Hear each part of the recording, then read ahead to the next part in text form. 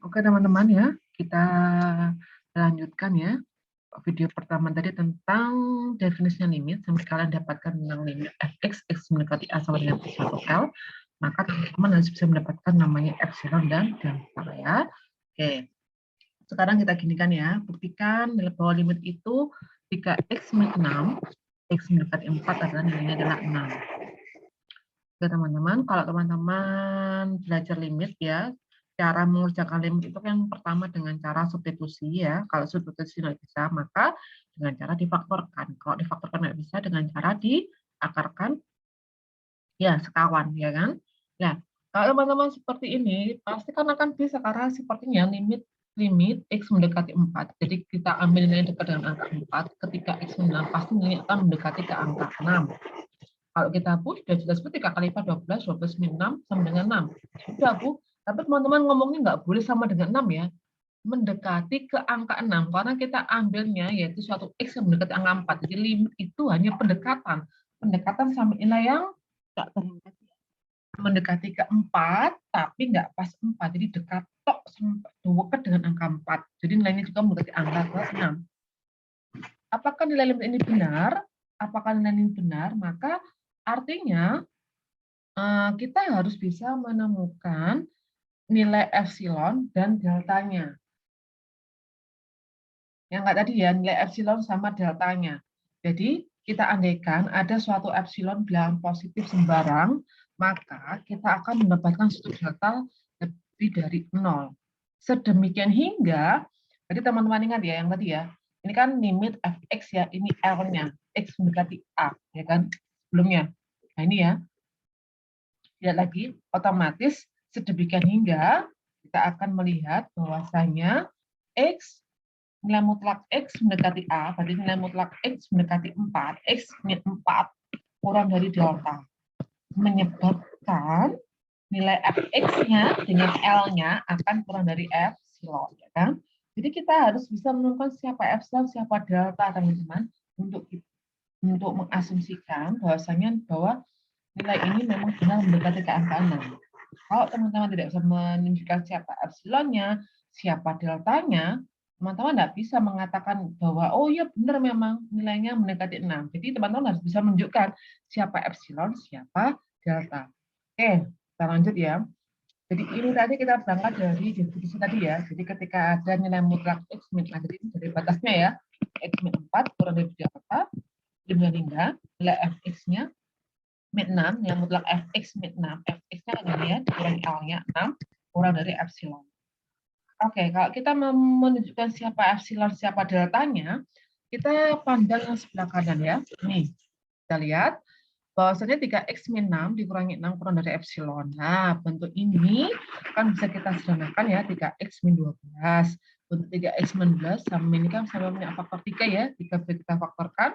3 dalam kurung x min 4. Lah, bentuk ini ingat nilai mutlak A dikali nilai mutlak B kan sama dengan nilai mutlak A kali B. Jadi ini kita buat seperti itu. Ini kan artinya nilai mutlak 3 dikali nilai mutlak x 4 kurang dari epsilon. Di sini nilai mutlak x4 kurang dari epsilon per 3, karena kedua harus dibagi dengan angka 3, ya kan? Mendapatkan x min 4 kurang dari epsilon per 3. Oke, dari sini dulu. Kalian perhatikan, epsilon per 3. Nilai mutlak x min 4 kurang dari epsilon per 3. Kita masuk ke sini, seret ya. Nilai mutlak x4 kurang dari delta. Nah, unlock ini ya. Nah, otomatis kita bisa membuat kesimpulan siapa deltanya. Deltanya adalah epsilon per 3, ya kan? Jadi ini sama dengan deltanya, teman-teman. Kita bisa menunjukkan, oh deltanya berarti epsilon per 3 siapapun dia. Kalau kita mengambil sembarang epsilon ya, sembarang loh ya. Tadi saya katakan siapa epsilon itu adalah bilangan positif terkecil, maka kita akan bisa menentukan siapa deltanya. Setiap epsilon yang kita ambil ada suatu delta yang juga positif. Jadi ini siapa deltanya? Deltanya adalah epsilon per 3.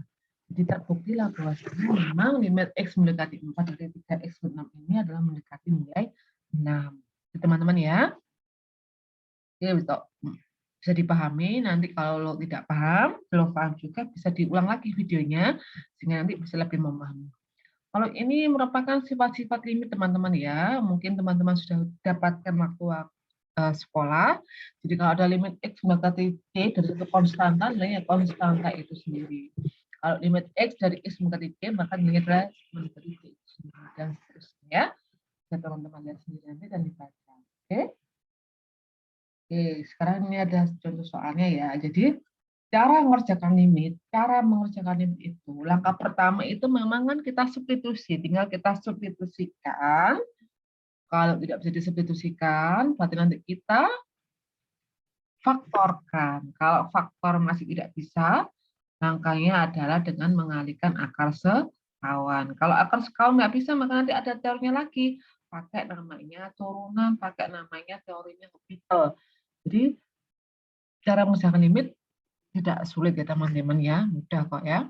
Jadi kalau misalnya 3x pangkat 4, di mana limit x-nya mendekati 3, berarti ya tinggal dimasukkan, ya sudah, berarti kan 3 dikali 3 pangkat 4. Berarti nilainya mendekati 3 pangkat 5. Jadi ketika ada limit x mendekati 3 dari 3x pangkat 4, maka nilainya mendekati 3 pangkat 5. Nomor 2. Nomor 2 ini diapakan ya? Nomor 2 ini kan tetap disubstitusikan. Berarti kan kita masukkan 3 dikali 4 pangkat 2 dikurangi 4 kali 4. 3 kali 16. 3 kali 16. Itu kan 48 ya.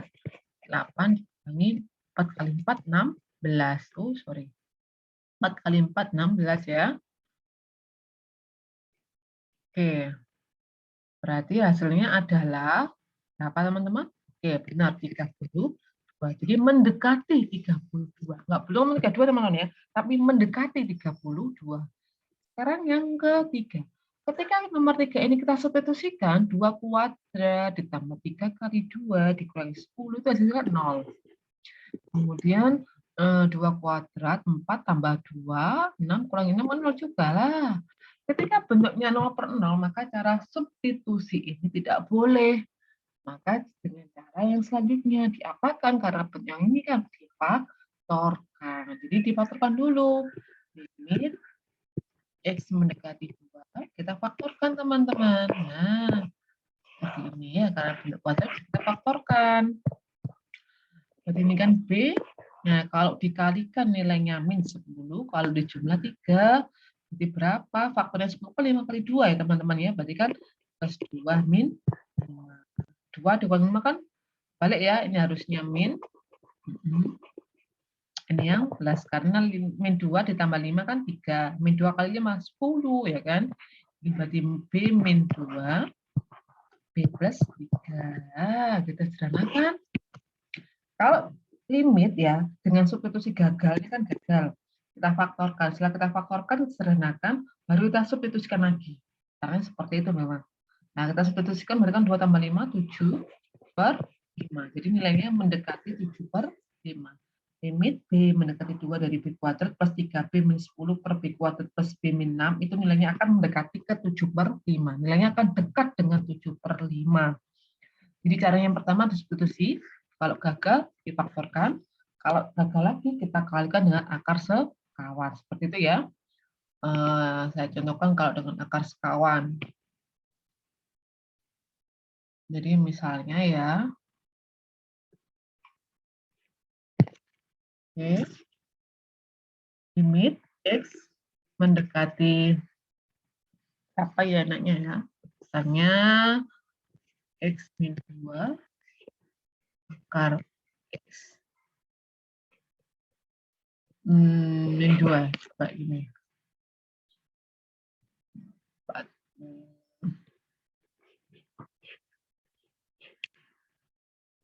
Oke. Limit X mendekati 4 dari X min 4 dibagi akar X min 2. Kalau kita substitusikan, ini nilainya 0/0 teman-teman ya. Secara otomatis kita tidak bisa mendapatkan nilai limitnya, ya kan? Mau kita faktorkan yang bawa akar ya. Jadi paling gampangnya kita kalikan akar sekawan. Sebenarnya difaktorkan bisa. Bisa sih sebenarnya. Yang atas itu yang bawah nggak jauh difaktorkan. Nah, jadi tapi kalau teman-teman bingung, ya sudah pakai akar sekawan. Berarti limit X mendekati 4. Kita akar sekawan X min 4 per akar X min 2. Dikali sekawannya X min 2 berarti akar X plus 2. Seperti itu ya. Nah, setelah kita akar sekawan, otomatis kita kalikan. Berarti kan ini sama dengan artinya limit X mendekati 4 dari X min 4 dikali akar X plus 2 dibagi akar X kali akar X kan X. Min 2 kali plus 2 kan min 4. Ini teman-teman ya. Nah, dari sini kan ada yang sama. Kita sederhanakan. Jadi, selalu teman-teman, ketika tidak bisa disubstitusi langsung, nomor per 0 nggak bisa kan ya, maka langkahnya dikatakan akar sekawan. Nah, setelah akar sekawan, otomatis nanti ada hal yang disederhanakan. Ketika sudah sederhana, maka limit bisa masuk. Nah, berarti artinya limit X mendekati 4 dari apa? Akar X plus 2. Dan substitusi, setelah itu langkah terakhir pasti substitusi lagi. Berarti akar 4 itu 2 plus 2. Ingat, nilainya mendekati 4. Jadi mengerjakan limit itu memang langkah awal kita coba substitusi. Kalau substitusinya gagal, maka kita coba dengan difaktorkan. Kalau faktor nggak bisa lagi, maka dikalikan akar sekawan. Yang terakhir nanti pakai turunan. Sebenarnya ini nanti bisa teman-teman difaktorkan. Kalau teman-teman sudah ahli ya, bisa difaktorkan sebenarnya. Ini kan sama dengan berapa kali berapa itu X. Berarti kan akar X. Akar X, akar X. Itu ya. Akar X kali akar X, X. Karena ini min, pasti plus min, ya kan? Apa namanya tandanya? 4, berapa kali beri 4? 2. Ya, karena 2 kali 2 itu 4, plus 2 kali 2, 0. Kan sesuai. Tinggal nantikan ini akar X min 2. Sedangkan kan sama hasilnya ini. Dengan hasil akhir di ini. Sama.